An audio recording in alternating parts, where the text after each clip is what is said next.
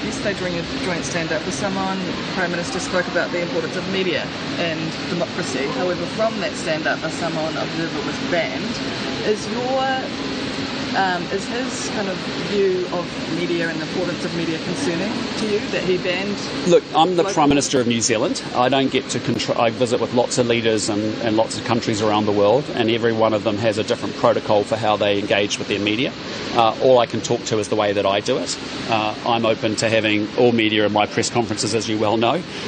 No politician agrees with everything the media writes about them, but I think you have a very important job in a liberal democracy to hold governments and leaders to account. So for me, I can only talk to the position I have as Prime Minister of New Zealand around that. I think it's a very important part of our democracy, and it's very important to me that you are all invited all media invited to press conferences I give. You've gone to a number of countries though where that's where they've got one-party states, and so it's to be expected that the state might control the media. But does it concern you that our Pacific neighbours are exhibiting that kind of behaviour towards the media? Well, there's a whole continuum of how different governments are organised and how and their approach to the media. As I said, I can't change that. As the leader of New Zealand, what I can determine is how we engage with our media as a government.